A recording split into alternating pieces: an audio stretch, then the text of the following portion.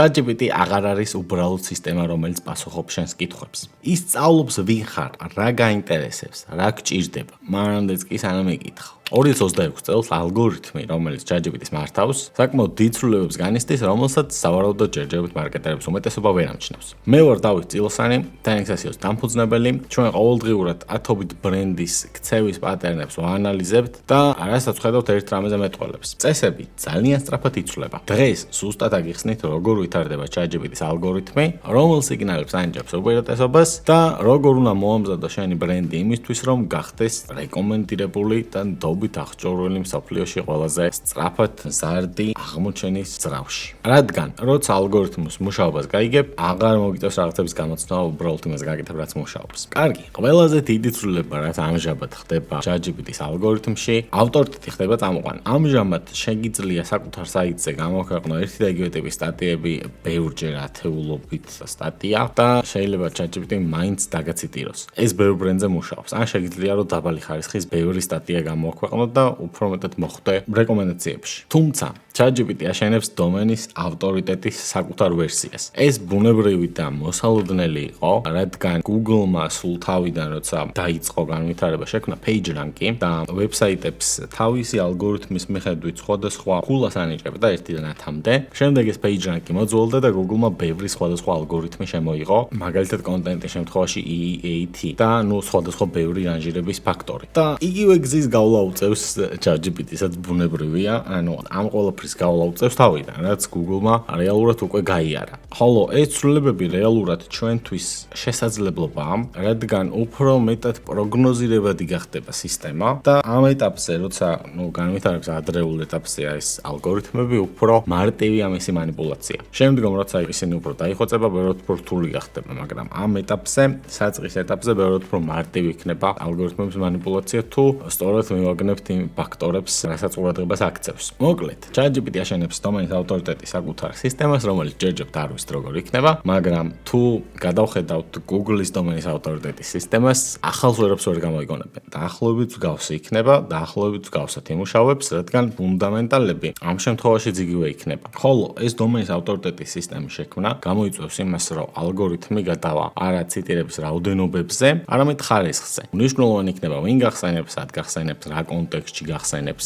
სწორი სტრატეგია ამ სიტუაციაში ძალიან მარტივია. რეალურად ახალ ძაფს არ ვაკეთებ, შენს ნიშაში ავტორიტეტი უნდა შექმნა, უნდა გამოჩნდა ინდუსტრიულ გამოცემებში, შენი ექსპერტული ხედვები უნდა გააზიარო აღიარებულ პლატფორმებზე და სანდო წყაროებიდან უნდა მოიპოვო ბექლინკები, ციტირებები, შესაძლოა საერთოდ არ იყოს ლინკი და უბრალოდ გახსენონ და ეგეც ითვლება. და უნდა შექმნა ადამიანებზე დაფუძნებული კონტენტი, რადგან ChatGPT-ის მიზანი მისი ჰალუცინაციების შემცირება, ხოლო ამის საუკეთესო გზა არის ინფორმაციის აღება ადამიანებისგან, ვინც რეალურად იცის, რაზეც ლაპარაკობს. შენ არ უნდა ეცადო უბრალოდ სისტემის მოტყუება, რომ მოხვდე ციტირებაში. აქამდე შენ შეგეძლო რომ საკუთარ თავზე გითქვა რაღაც და ChatGPT ამას გაიტანდა ციტირებებში, რეკომენდაციებში. მაგრამ ეს უახლოეს პერიოდში გაიფილტრება. ჰალუცინაციები შემცირდება და ნამდვილი ექსპერტიზა და რეალობა რაც არის, ეგ გამოვა ზედაპირზე. ხოლო წელს, ის ბრენდები გაიმარჯვებენ, ვინც რეალურ ავტორიტეტს აშენებს. და ეს არ არის განსხვავებული იმისგან, რაც SEO-ში ისედაც ვაკეთებდით. რეალურად ყველაფერი თითქმის იგივეა. მესამე ფაქტორს რაც შეეხება არის Reddit-ი. ბოლო პერიოდში, ქართულ შემთხვევაში არა და ქართულ შემთხვევაში არ ვიყენებთ ხოლმე, მაგრამ უცხოურ ბაზარზე აქამდე Reddit-ი მუშაობდა იდეალურად. წინა წელს იყო ეგეთი მოსაზრება გავრცელებული, რომ ChatGPT თავის პასუხებს 40% იღებდა Reddit-იდან. მაგრამ ნენელა ეს იცვლება. ამისი მანიპულაცია შემდეგ გახდა ძალიან მარტივი. არც ისე მარტივი იდეაში, მაგრამ ბევრი სერვისი შეიქმნა, რომელიც უშუალოდ Reddit-ზე რეპუტაციულ მენეჯმენტს ანხორციელებდა და უცხოურ ბაზარზე ეს ძალიან მაგრად მუშაობდა. ეს ახლა შეგიძლიათ რომ გამოიყენოთ იდეა შეიქმნა მუშაობს და ძალიან მშვენივრად. შეგიძლიათ რომ Ahrefs-ზე Reddit-ი დაჩეკოთ და შემდეგ მისი ორგანული კიურდებით თქვენს ნიშასთან დაკავშირებული კიურდებით გაფილტროთ. Ahrefs-ი გიჩვენებთ Reddit-ის აბსოლუტურად ყველა პოსტს, რომელიც Google-ში ორგანულ პოზიციებს იკავებს და შემდეგ შეგიძლიათ რომ მანდ დაპოსტოთ რაღაც, რაც მომხმარებლებს თქვენთან გადმოიყვანს.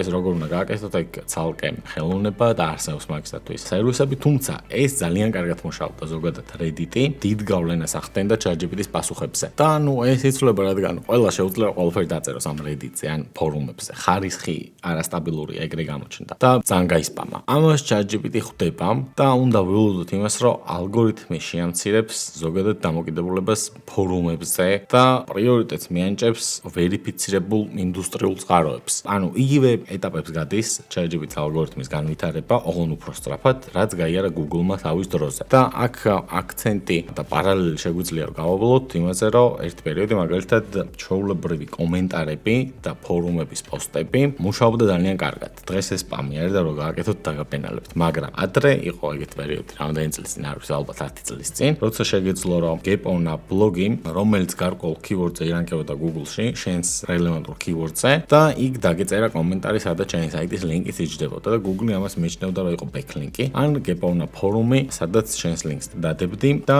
Google-ი ამას ასევე backlink-ად აღიქვავდა. და საკმაოდ ნორმალური ეფექტი და ძალა ჰქონდა ერთ პერიოდში, მხოლოდ ამ უფასო ტიპის backlink-ებს ვაკეთებდით, backlink-ებს ფულს საერთოდ არ ხარჯავდით და მაინც ჰქონდა ამას შედეგი. იგივე ხდება ChatGPT შემთხვევაშიც. ისეთი წყაროები, სადაც ყველა შეუძლია დაპოსტვა, ძალას კარგავს, ყოველ შემთხვევაში დაკარგავს უახლოეს მომავალში.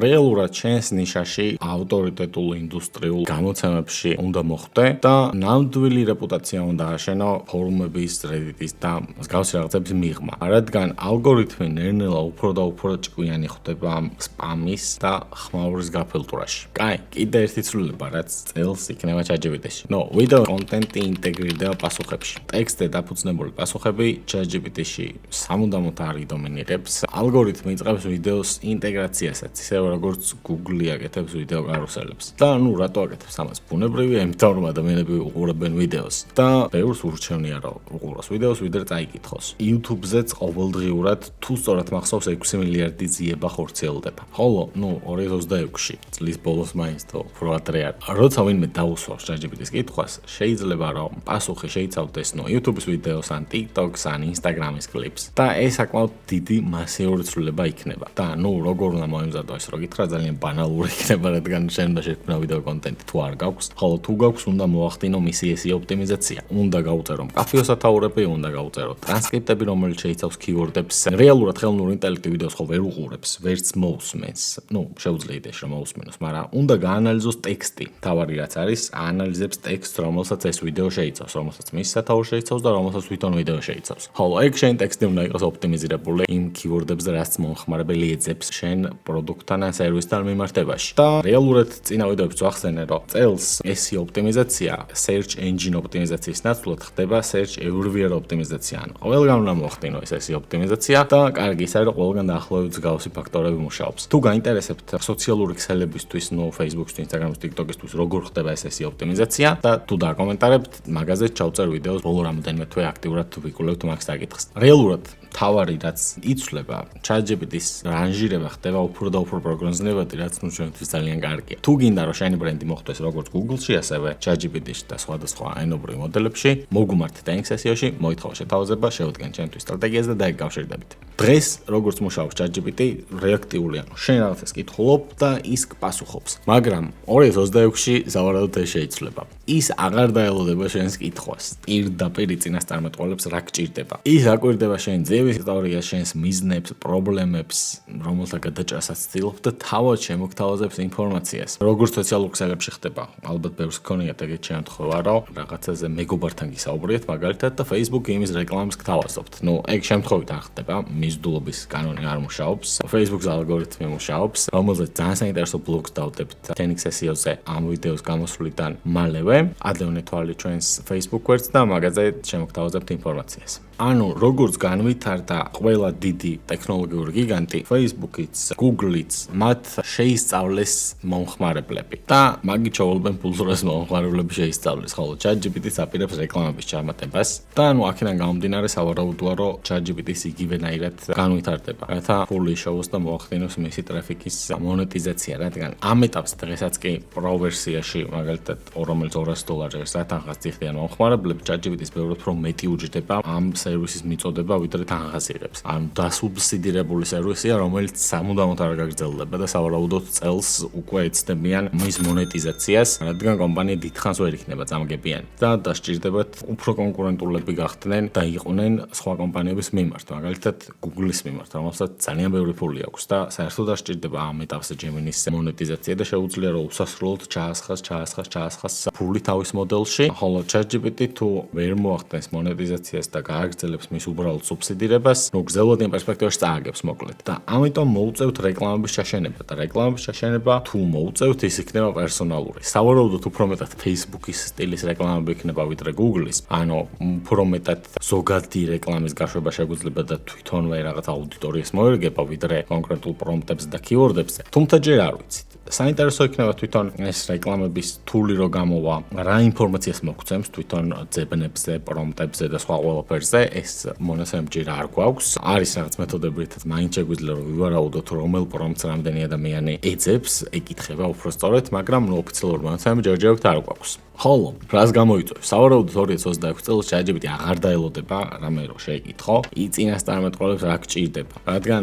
ყველაფერი იცის შენ შესახებ და ოკეი, კაი, ჩვენ როგორ გამოვიყენოთ ეს რას გვაძლევს გარდა იმისა, რომ პირველებმა უნდა ავითვისოთ ChatGPT-ში რეკლამის გაშვება უმაღლეს დონეზე. ეს ნიშნავს იმას, რომ რაც უფრო ხშირად წერ ერთი და იგივე თემატიკაზე, რაც უფრო განახლებადია ეს კონტენტი, ChatGPT მით უფრო გაკავშირებს შენ მაგ კატეგორიასთან. შენ keyword-ებს აღარ ეჯიბრები, ანუ რაღაც keyword-ზე აღარ გინდა რომ პირველი იყო. ზოგადად ასოციაციებს ეჯიბრები. შენ ყველაზე მეტად უნდა გაგაიგივოს რაღაც თემატიკასთან და ამისათვის, მაგ თემატიკაზე ხშირად უნდა წერო. და მაგას აქცევს ყურადღებას, მაგალითად, არსებობენ საიტები, რომელთაც 2-3 წლის წინანდელი ბლოგი და სიახლეები აქვს და არსებობენ საიტები, რომლებიც ყოველთვიურად სტაბილურად ისევ და ისევ წერენ ახალ რაღაცებს. და რა თქმა უნდა, საიტები, რომლებიც სტაბილურად ანახლებენ კონტენტს და ქმნიან ღირებულებას და ბლოგს, რა თქმა უნდა, მათ უფრო მეტად მიენიჭებს უპირატესობას. ჩვენს ყოველთვიური SEO მომსახურების პაკეტში შედის კონტენტის წერაც, მაღალი დონის წერილები ყავს, რომელიც თქვენზე მორგებულ კონტენტს შექმნიან,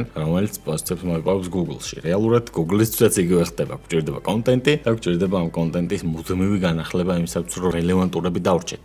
ანუ ეს ფაქტორიც ძალიან გავს Google-ის ფაქტორს. კაი, კიდე შემდეგი რაც ხდება. რეალურად მოდის სენტიმენტზე დაფუძნებული რეიტინგი. ანუ ChatGPT დაიწყებს ბრენდების პოზიტიური და ნეგატიური კონტექსტის განხილვას და გაფილტვრას. თქვენს რევიუებს ნახავს, რა მოეწონათ, რა არ მოეწონათ, რაში დარჩნენ კმაყოფილი, რაში დარჩნენ უკმაყოფილო. მაგ ყველაფერს შეაფასებს და მაგას გაითვალისწინებს უკვე თავის რეკომენდაციებში. ხოლო შენ რაც აუცილებლად უნდა გააკეთო და იდეაში ლოკალური SEO-ს ამასაც ვაკეთებდით, უნდა წავახალისოთ მომხმარებლები, რომ დადებითი რევიუები დაგვიწერონ. მაგრამ ამასთანავე ხდება ის, რომ უარყოფით რევიუებს, ეგეთი რაღაცებიც ხდება, რა თქმა უნდა უპასუხო მალევე. ასევე დადებით რევიუებსაც მალევე უნდა უპასუხო და ზოგადად რეპუტაციული მენეჯმენტი აღარ არის ესეთი არჩევითი, ანუ რეპუტაციული მენეჯმენტი ნებისმიერ შემთხვევაში გჭირდება. და ეს რეპუტაციული მენეჯმენტი SEO-ს ნაწილი იყო აქამდეც, ლოკალური SEO-ს ყოველ შემთხვევაში, მაგრამ ეხლა ამ ხელოვნური ინტელექტის ოპტიმიზაციის საკმაოდ მნიშვნელოვანი ნაწილი, რომელსაც გვერდს ვერ ავუქცევთ, მის garaში შეუძლებელი. ჩვენ